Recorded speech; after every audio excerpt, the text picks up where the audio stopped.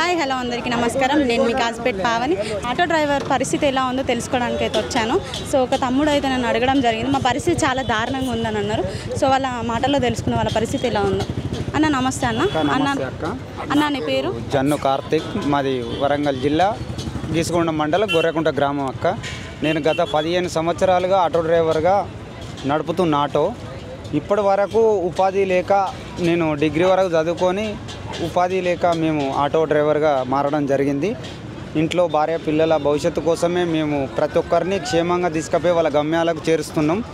కాబట్టి ఈరోజు మహాలక్ష్మి పథకం అనేది రేవంత్ రెడ్డి గారు ప్రవేశపెట్టడం ద్వారా మా ఆటో డ్రైవర్లకు ప్రతి ఒక్కరికి నష్టం జరిగింది అక్క. ఇవాళ ఫ్రీ బస్సు ఆధార్ కార్డు తోటి ఎక్కడికైనా పోవడానికి మహిళలకు రేవంత్ రెడ్డి గారు పెట్టడం జరిగింది. కాబట్టి మా ఆటో డ్రైవర్ల ఆవేదనను తెలియజేస్తూ నేను ఒక కళాకారునిగా తెలంగాణ ఉద్యమంలో పాటలు పాడుతూ నేను పాటలు రాస్తూ ఒక కళాకారుని ఉద్యమంలో చేసిన నేను గద్దరన్న విమలక్కలతోటి కూడా నేను పాటలు పాడినటువంటి వ్యక్తిని. సరే, ఇంత చదువుకొని మరి ఆటో డ్రైవింగ్ ఫీల్డ్ ఎందుకు ఎంచుకున్నారు? నెల వరకు ఎంత సంపాదిస్తారు? సో ఆటో ఖరాబ్ అయితే దానికి ఛార్జెస్ ఎంత వరకు అయితే ఒక రోజుకు మేము వచ్చేసి ఆటో డ్రైవర్ అంటే కనీసం ఒక 500-600 సంపాదిస్తాం అక్క. దాంట్లో 200 రూపాయలు డీజిల్కి పోతాయి. 300 రూపాయలతోటే మేము బ్రతకాలి భార్య పిల్లలతోటి. ఓకే, పెద్దయినా నీ పేరు?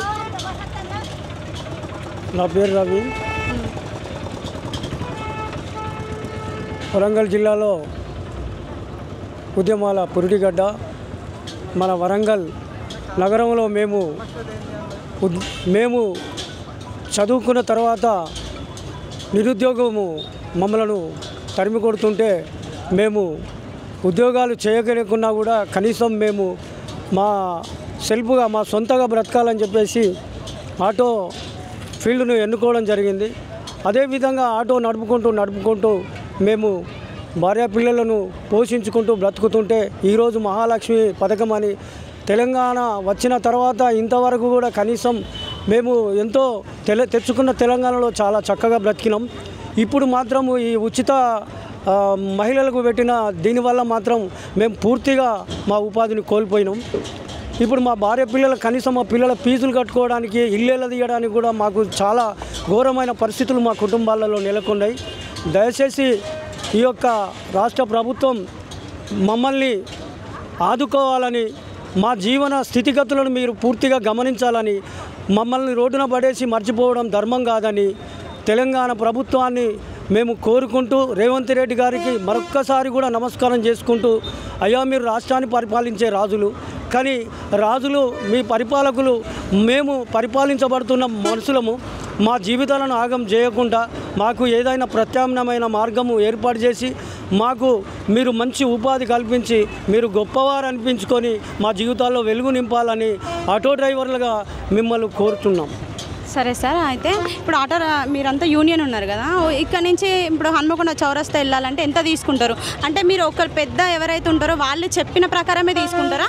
ఎవరికైనా పర్లేదు నేను వెళ్ళాలి అన్నట్టు ఇక్కడ వరకు రీచ్ అవ్వాలి కాబట్టి 20-30 రూపాయలు తీసుకోవాలి అన్నది పెద్దయిన మాట తీసేస్తారా? యూనియన్ అంతా కట్టుబడి ఒకటే మాట మీద ఉంటాం. యూనియన్లో మేము ఏది నిర్ణయం తీసుకుంటే అదే. హన్మకొండకు వెళ్ళాలంటే ఒక్కరికి 30 రూపాయల ఛార్జ్ తీసుకుంటాం. ఒకవేళ వాళ్ళ దగ్గర లేకున్న పరిస్థితి ఉంటే 20 రూపాయలు ఇచ్చినా కూడా మేము తీసుకెళ్తాం. అది 25 రూపాయలు ఇచ్చినా కూడా మేము తీసుకొని వాళ్ళని తీసుకుపోవడం జరుగుతుంది.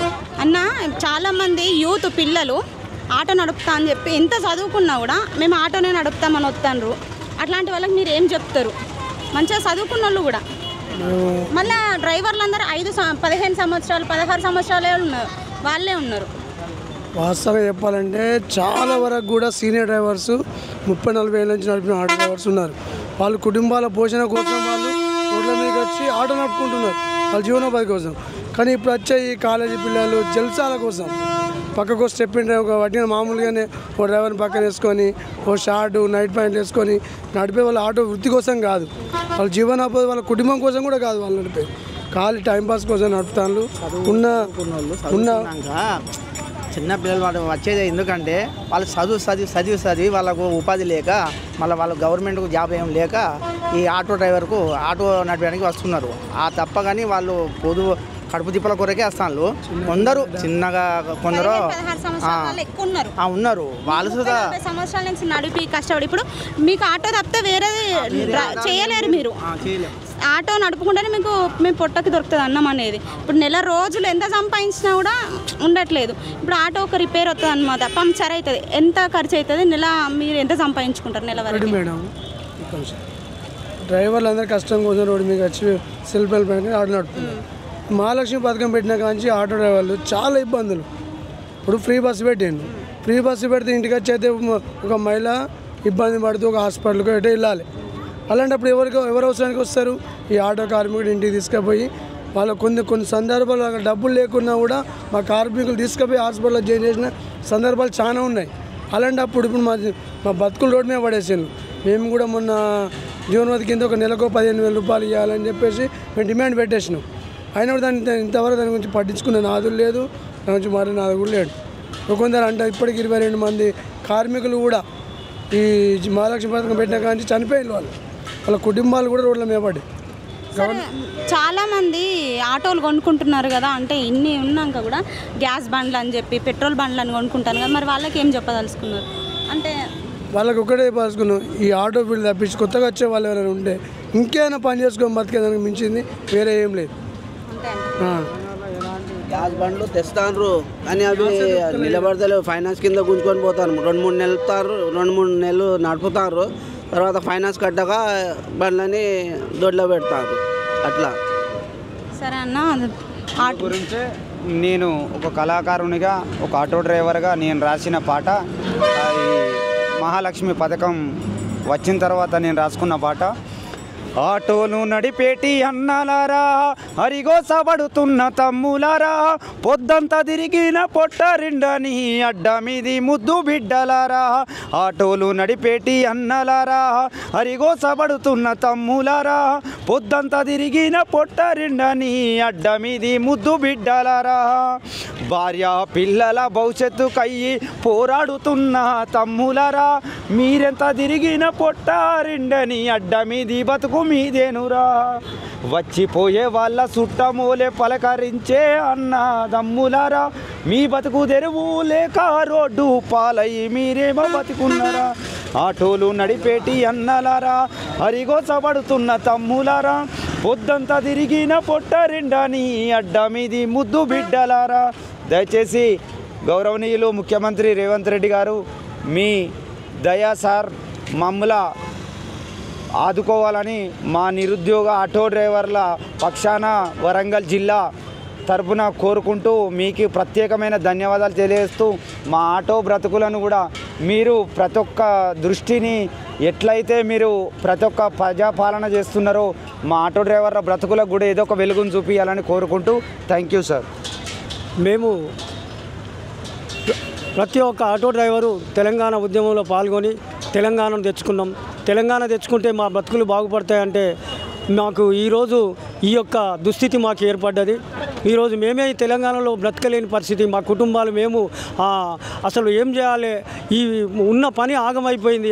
మా కుటుంబం మేము ఆత్మహత్యలు చేసుకున్న మా బతుకులు మా అప్పులు తీరాయి.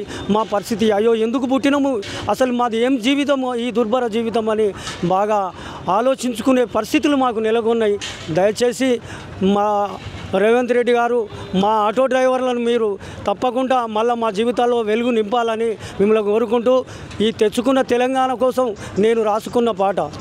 మేము ఆటో డ్రైవర్లము, మేము తెలంగాణ ఆటో డ్రైవర్లము, మేము ఆటో డ్రైవర్లము, మేము వరంగల్లు ఆటో డ్రైవర్లము.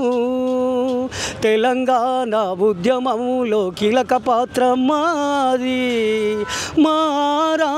పోరాటం తెలంగాణ వచ్చే. మేము ఆటో డ్రైవర్లము, మేము తెలంగాణ ఆటో డ్రైవర్లము, మేము తెలంగాణ ఆటో డ్రైవర్లము.